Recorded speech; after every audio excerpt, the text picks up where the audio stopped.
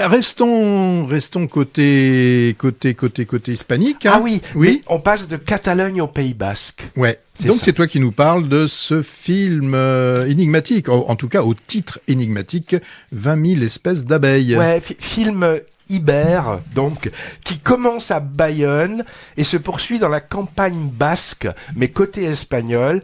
Anne se rend avec ses 3 enfants en vacances d'été dans son village natal, où vivent sa mère et sa tante qui est apicultrice. Le personnage principal autour duquel tout va graviter, c'est Aitor, son petit garçon adoré qui a 8 ans, au look androgyne et qui se sent différent et a l'air déterminé à le faire comprendre aux autres. On l'appelle Coco, ce qui lui plaît pas trop, mais ça l'arrange finalement à cause du côté un peu asexué de ce surnom.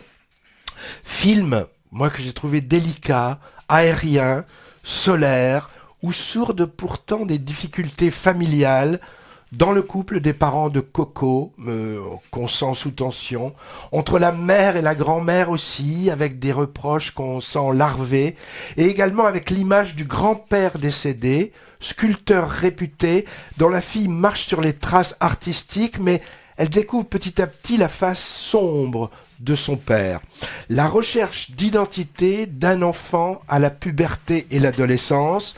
On peut parler vraiment de transidentité pour ce film. C'est un sujet beaucoup présent dans l'actualité et ce thème a d'ailleurs été traité quelques fois au cinéma. On peut penser au magnifique Tomboy de Céline Sciamma il y a une dizaine d'années.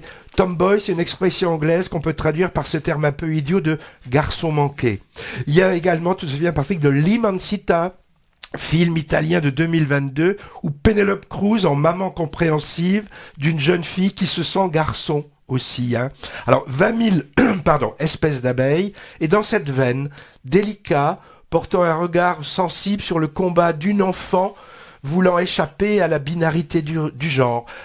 Moi, je trouve ça assez beau, très beau. C'est sans dramaturgie excessive, sans esbrouf. Et le film est porté par un quatuor d'actrices magnifiques de 3 générations. Les hommes font ici de la figuration.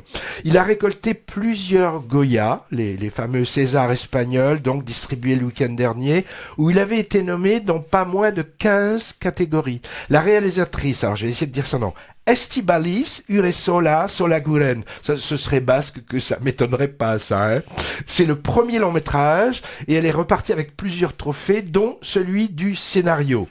À noter, et c'est plutôt singulier, la petite actrice qui interprète magistralement ce petit Aitor, puis Coco, puis finalement Lucia, elle a obtenu de façon étonnante l'ours d'argent de la meilleure interprétation à la Berlinale 2023.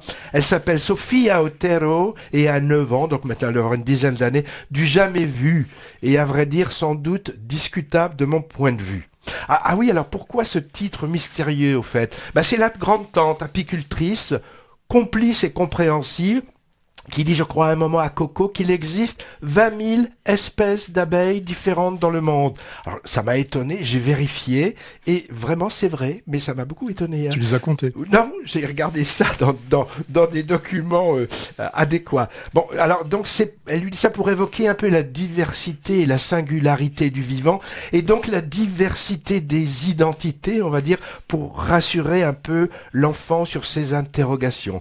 Très beau film, je trouve. Oui, peu de choses à rajouter à ce que tu as dit. Moi, je me souviens de cette belle chronique.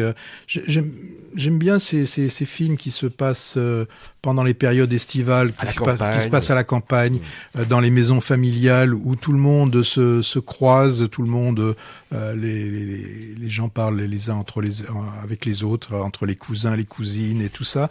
Moi, j'ai bien aimé ce beau film qu'on a découvert lors d'un festival. Donc, c'était 20 000 espèces d'abeilles.